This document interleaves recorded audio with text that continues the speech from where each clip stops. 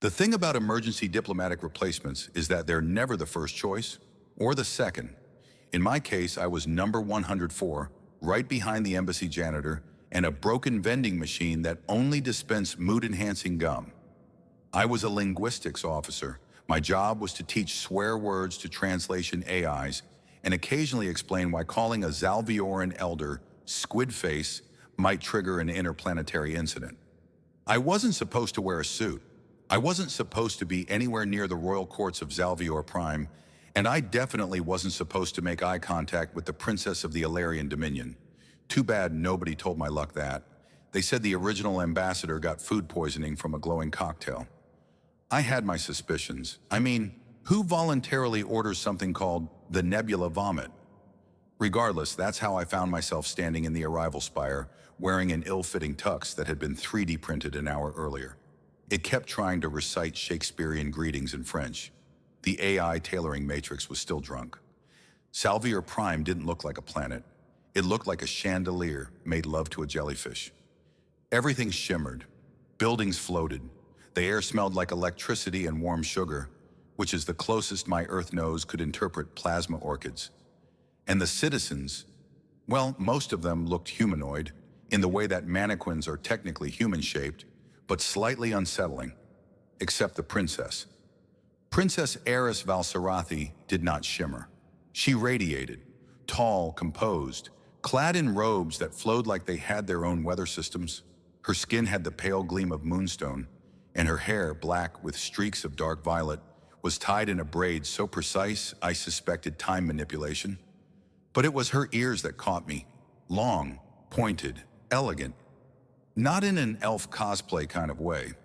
More like radar dishes for emotion, which according to the briefing I skimmed while panicking in the restroom, was not far from the truth. When I was introduced, I bowed, or I meant to. What I actually did was trip over my own foot and almost faceplant into what I hope was an ornamental jellyfish tank. Jonathan Heller, the translator AI, chirped behind me. Representative of Earth, professional communicator, accident-prone. There was a silence, the kind that stretches across dimensions. I like his ears, Eris said, deadpan. They're very inefficient. She turned and walked away. Did I just get insulted or complimented? I whispered to the ambassador aide, a floating cube named Dree who blinked in binary. Statistically? Both. I wasn't invited to the opening banquet. Probably for the best. I hear the appetizers had legs and opinions. Instead, I was shown to my quarters, which looked like a meditation chamber designed by someone who'd never been sad. No corners. Everything glowed. The bed levitated and hummed affirmations in an alien tongue. That night, I couldn't sleep.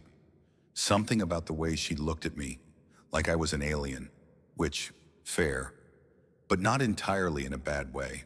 Curious, slightly amused, mildly horrified. The next morning, I was summoned to join a diplomatic tour of the Star Garden. It was a floating botanical preserve suspended above the planet by gravitational ribbons. Picture a zero-gravity greenhouse curated by gods on acid. Flowers made of light, vines that whispered compliments, trees that played ambient jazz. I was warned not to touch anything unless I wanted to spontaneously relive my worst memory. Tempting. I kept my hands to myself. Eris was already there, speaking with a group of envoys. I tried to blend into the background, which is hard to do when you're the only one wearing a tux that occasionally quotes Much Ado About Nothing. She noticed, of course she did. You again, she said, walking over. Me again, I replied, bracing for round two. She studied me. You emit chaotic energy, like a star that forgot how to explode. Thang, I said. I try. We walked through the garden together, though I suspect she only tolerated me because I asked questions no one else bothered to ask.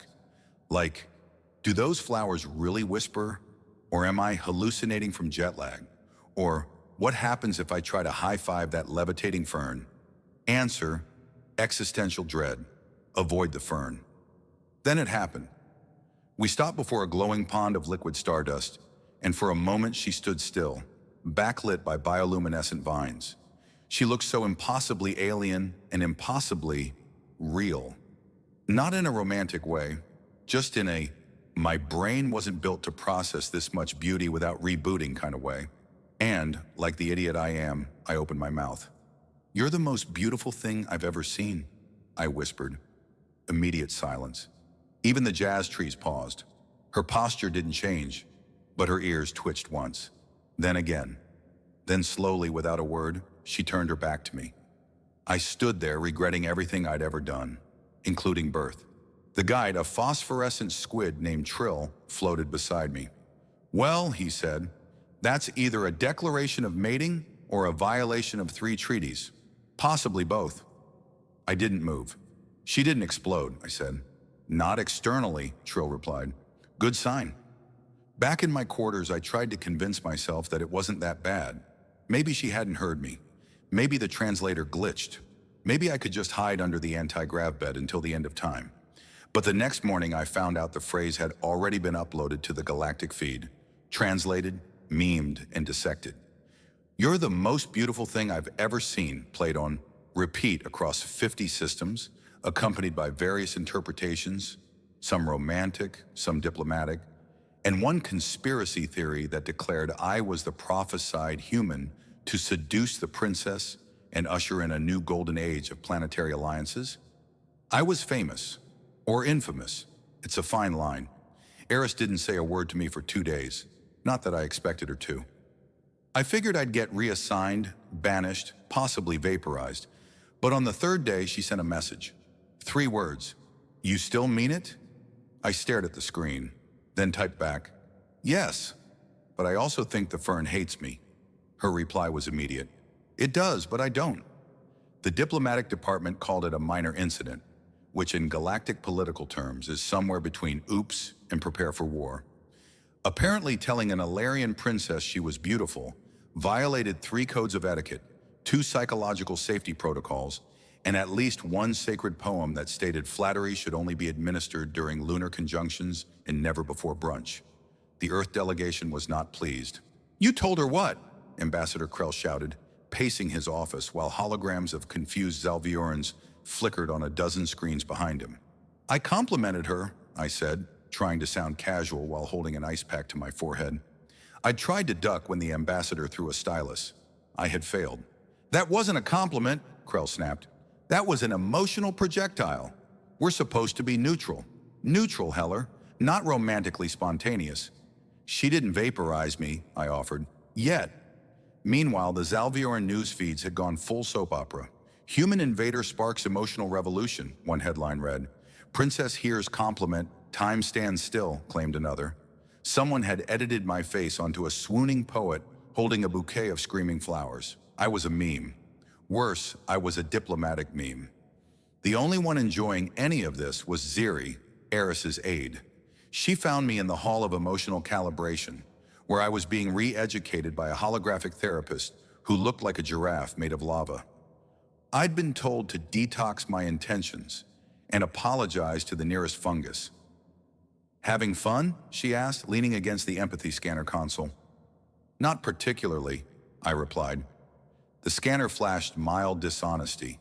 She grinned. "You know, most humans either fear the princess or fantasize about her. You confused her." "I didn't mean to." "Exactly, that's the problem." She handed me a small glowing cube. "She wants to see you." I stared at it. "See me like, see me? Or see me so she can quietly erase me from history?" She didn't say, but she did twitch her ears while asking. That's basically a handwritten invitation. The room she chose was not a throne chamber or war hall, but something resembling a greenhouse suspended over a lake of molten moonlight. Bioluminescent vines hung from the ceiling. The floor was made of translucent crystal.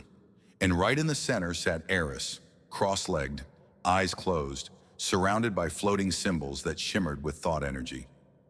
"I expected a dungeon," I said as I stepped in. "This is considerably nicer." "Sit," she said, eyes still shut. I sat. She opened one eye. "Do you always say things like that? About people?" "Only when I mean them," I replied. "Also sometimes when I'm nervous, which is most of the time." She regarded me in silence. Then, "Do you know how long it's been since someone saw me without seeing the crown?" "A while." "Try never." Her voice was calm, but her ears betrayed the tension. They see the dynasty, the obligation, the legend, not me. Well, I said, I don't know about your dynasty, but I've seen your karaoke playlist. That was very humanizing. Her ears froze. You hacked my private archive? I tripped and fell into it, I said, digitally. I should report you, but then I wouldn't get to ask you about that one song called Starfields and Sappy Things. Was that you? She blushed. Actually blushed. Her skin flickered like the sky right before a comet storm. I was experimenting with Terran's sentiment, she muttered. It was beautiful, I said. Like you. She stood so quickly the vines recoiled. You're doing it again. I know. Why? Because I mean it, and because I'm an idiot, but mostly the first one. Silence again. Then she walked to the edge of the crystal floor and stared down into the molten lake. I followed, but stopped just short of standing beside her. The council thinks I'm compromised, she said, that I've grown too curious, too attached. I'm supposed to remain above sentiment. I've been accused of the opposite, too sentimental, too curious. Once I cried during a cereal commercial. It was a really good commercial. You're ridiculous. I try. Another silence. Then very quietly she asked, what would you do if someone told you that you weren't supposed to feel something? I'd probably feel it anyway, I said, and then try to name it, and then overanalyze it until I ruined it. She smiled, actually smiled. I wasn't sure if it was a trap, but her ears relaxed, her posture shifted. I want to show you something, she said. The symbols floating around her head began to spiral. A dome of energy surrounded us, humming with low harmonic tones. Suddenly, images began to flicker in the air. Memories, I realized. Her memories. I saw her as a child, running through crystalline fields. Her father's voice, distant and stern, training in silence. Tears she never let fall, her hand brushing against a stranger's once, in the way she recoiled like it burned. I saw loneliness, poised, beautiful, sterile. And then, oddly, I saw me, my awkward introduction, my flailing bow, my banana suit misunderstanding, her curiosity, her laughter, silent but real. The dome faded. She looked at me. That's why I turned away. You didn't want me to see that. I didn't want me to see that. You're allowed to feel things, Eris, even inconvenient things, especially those. She nodded slowly. You're unlike any diplomat I've ever met. I get that a lot. Most of them don't try to high-five the vines. In my defense, they started it. Her smile widened just a little more, then fell into something softer. I don't know what this is between us. I don't either. But it's real, she said. I'd bet a moon on it. She stepped closer, studying my face like she was trying to memorize the shape of my absurdity. Her hand hovered for a moment, then gently, carefully, brushed my temple. Then we're both compromised, she whispered. Emotionally treasonous, I agreed. Possibly infectious. I've been told I grow on people, like a rash. I need to speak to the council. I'll just be here, I said, trying not to offend any more sacred poems. As she turned to leave, I caught a final flicker of her ears. 3 twitches, rapid. Ziri had said that meant surprise, or excitement, or possibly indigestion. Either way, I was definitely in trouble, the good kind. Maybe. The first indication that something had gone wrong with the memory-sharing ritual was the way the ceiling started dripping with scenes from my 4th grade talent show. I had tried to perform a solo recorder version of Flight of the Bumblebee. There were bees, there was flight, there was also weeping. None of it was symbolic. Eris looked horrified, not at the ritual, but at the revelation that I once wore a cape made of tinfoil and called myself Sir Buzzington. This wasn't supposed to be this immersive, she said, swiping at a hovering memory bubble that showed me tripping over a stack of dictionaries while trying to impress a librarian in college. I think the neural stabilizer's overheating, I replied, or mocking me. It's hard to tell with these models. Your brain is leaking into mine. Well, good news, that means I'm not alone in this embarrassment anymore. We had initiated the memory merge in a chamber called the Auric Atrium, a high-tech dome of empathic interface crystals and quantum thought synchronizers. Basically, a therapy session with 1,000 surveillance drones and zero emotional boundaries. The goal was symbolic unity, a respectful glimpse into each other's most formative moments. Instead, our minds became a two-way fire hose of unresolved trauma and musical nostalgia. She saw my childhood, my awkward teenage years, my therapist explaining that humor was not a coping mechanism, but a form of rebellion against vulnerability. I saw her first heartbreak, which took place entirely in silence, her back to a palace mirror, her tears refusing to fall in case they were seen. We both winced when we reached the karaoke memory. "Oh no," I groaned. "Not total eclipse of the heart. Anything but that." "You were drunk," she said. "I was sober." "That's worse." And then the bond deepened. I felt her thoughts as if they were my own. The palace walls, the weight of expectation, the loneliness that wore a crown and slept beside her every night. I felt the way she'd watched me, how she'd noticed the way I talked to the plasma orchids, the way I bowed wrong but smiled right, how I laughed with my entire face like I wasn't trying to hide anything. Her voice echoed in my head. "He sees me, even when I don't."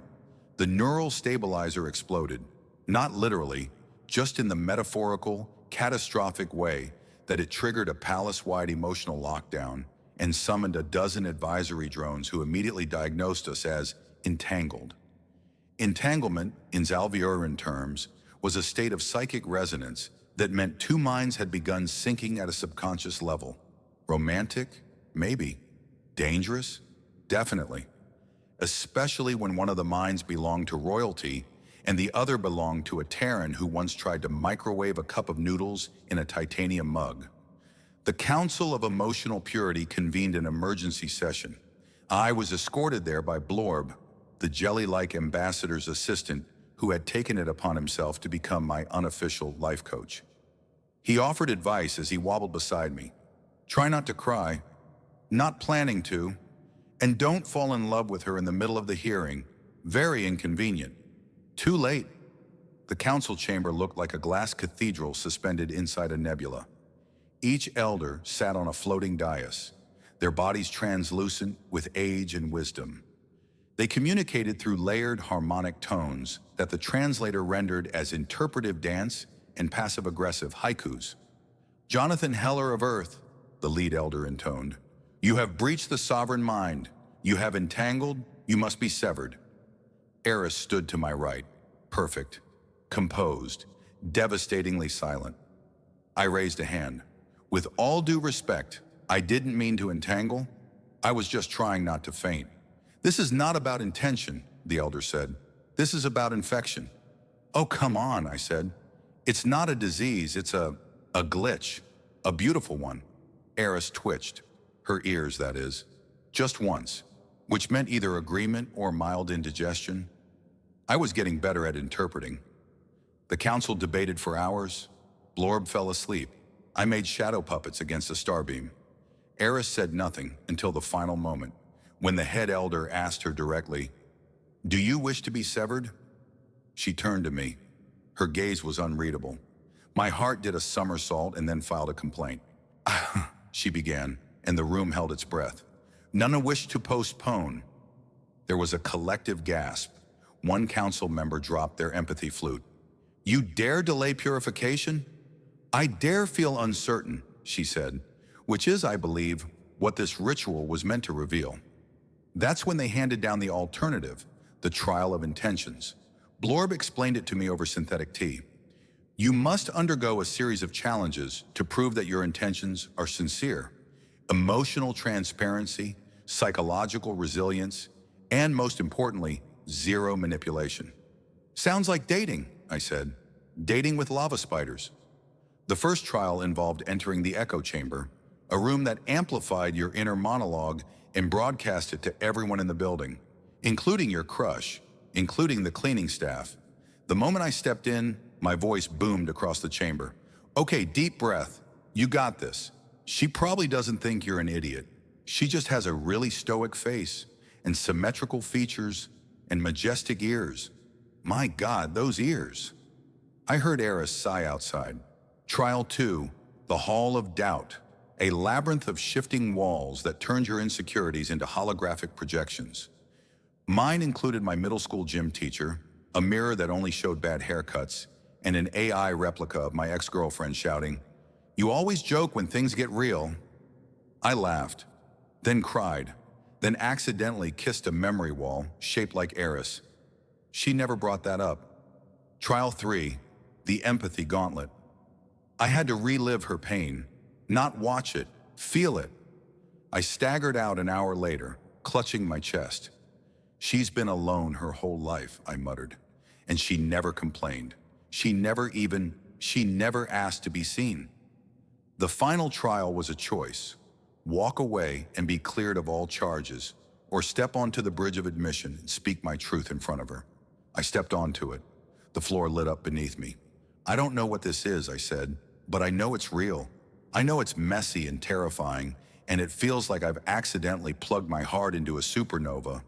But I meant what I said. You are the most beautiful thing I've ever seen.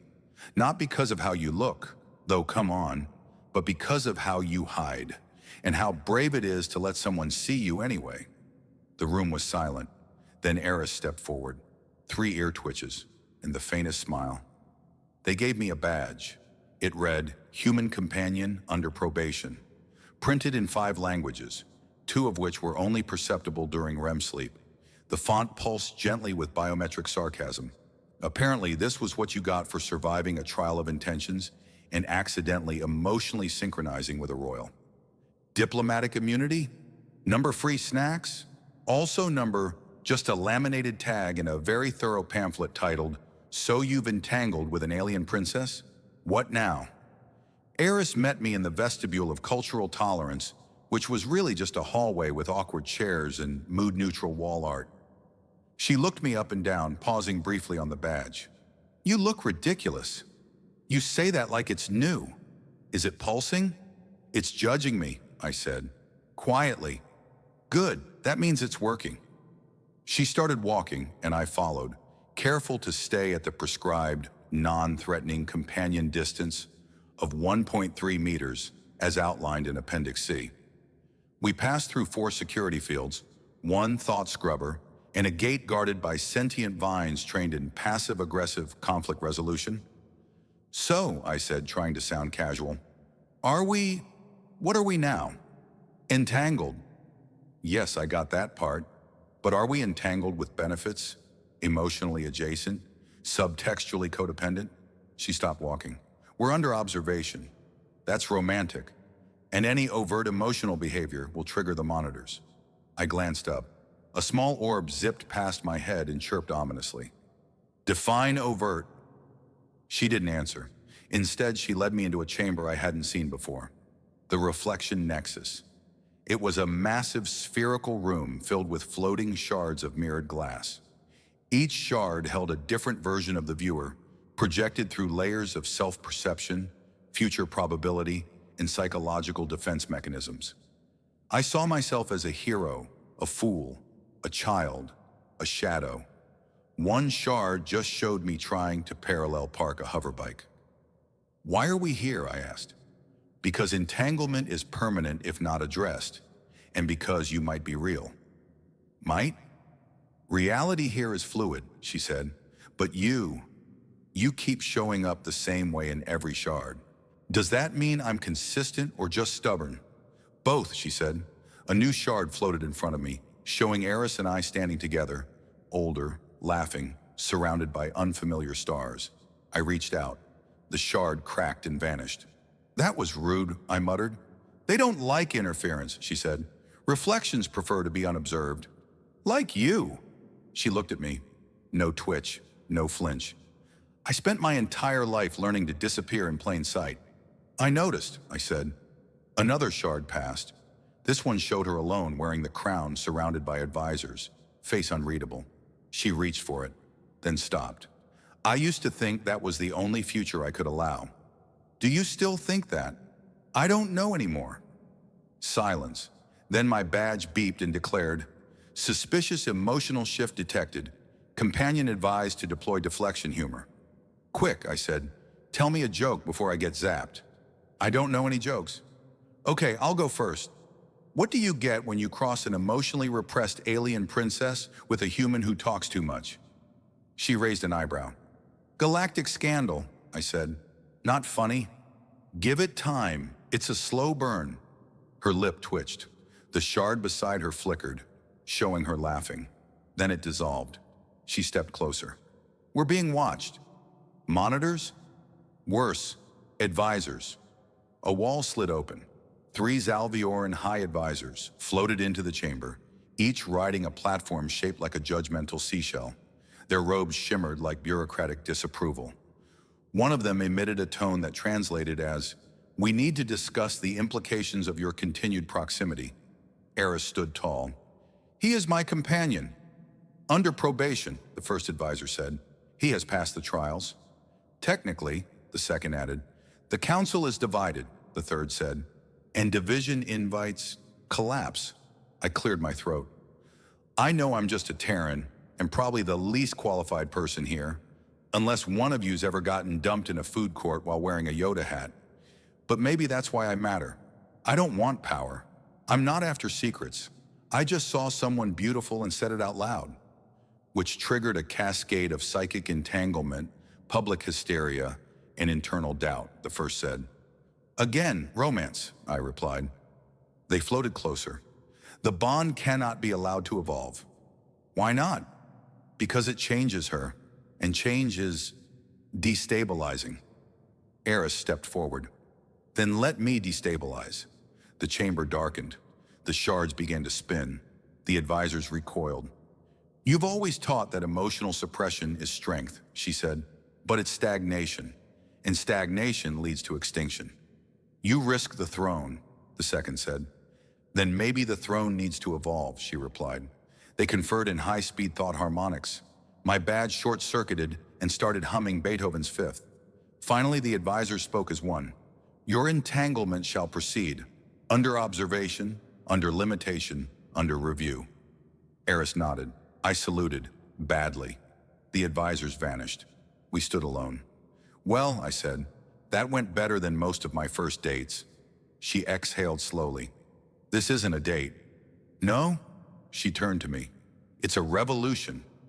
We weren't exactly a power couple, more like a diplomatic liability wrapped in a cosmic misunderstanding with a strong Wi-Fi signal. But somehow we made it work. Under review became under tolerated, then gradually and somewhat begrudgingly upgraded to tentatively accepted by public sentiment, pending monthly evaluations and the occasional mandatory questionnaire about our emotional stability. Our first public appearance was at the Intergalactic Harmony Symposium. We were seated between the Sultan delegation, a species made entirely of telepathic spores, and the representatives from the floating Republic of Snur, who insisted on communicating exclusively through interpretive sneeze. Eris looked regal. I looked like a man trying to remember how to breathe through both lungs at once. "You're sweating," she whispered. "It's my natural state." I thought humans only did that during physical exertion or emotional distress. That's what this is. The speech went surprisingly well. Eris talked about evolution and sovereignty and emotional honesty. I waved once and said, "I used to think vulnerability was a malfunction. Turns out it's a feature." They clapped. Well, most of them. One Snurgan projectile sneezed onto my sleeve. Culturally, that was approval. Probably. After that, our lives became a series of near-normal moments warped by the fact that we were constantly monitored by sentient drones and occasionally used as emotional case studies in galactic ethics lectures. We argued about translation settings, about whether humans or Ilarian larvae had the more absurd mating rituals, about which one of us technically made the first move. "You said I was the most beautiful thing you'd ever seen," Eris would remind me. "I was just trying to survive the botanical tour. And then you leaked your entire emotional history into my mind. You call that leaking. I call that radical transparency." She'd sigh, then smile, and her ears would twitch once like punctuation. We explored worlds with magnetic seas and cities built inside sentient clouds. We visited the echo spires, where thoughts turned into visible light, and I accidentally broadcast my inner monologue for 12 hours. It included a running list of her hairstyles and my ranking of them by perceived elegance and cuteness. She pretended not to hear. Her ears betrayed her again. Back on Zalvier Prime, the court eventually decided to stop trying to regulate us. Mostly because every attempt resulted in a public opinion spike in our favor, followed by a wave of commemorative merchandise. I still have a mug that reads, "Entangled and confused, but open to growth."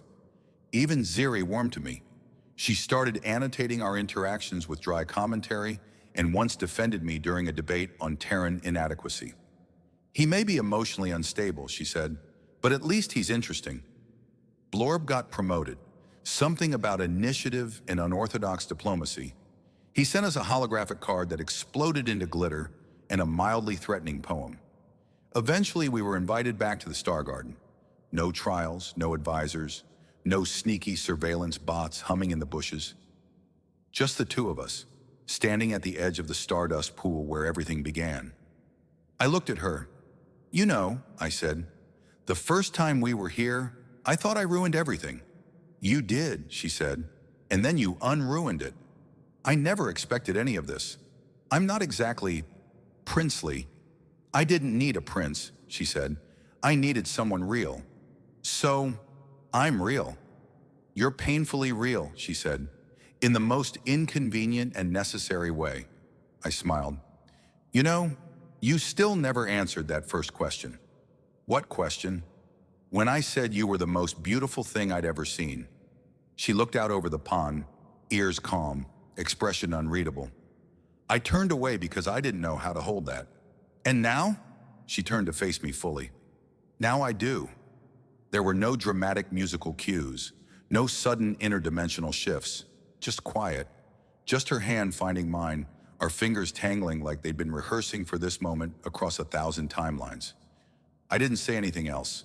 I didn't need to. Somewhere overhead, a monitor flickered out of existence, finally convinced we weren't a threat. Somewhere in the palace, an advisor sighed and updated their relationship chart. And somewhere deep inside my once anxious chest, something quiet and stubbornly hopeful finally clicked into place. We stayed there until the stars changed color. And this time, when she turned her back to me, it was only to lead me forward.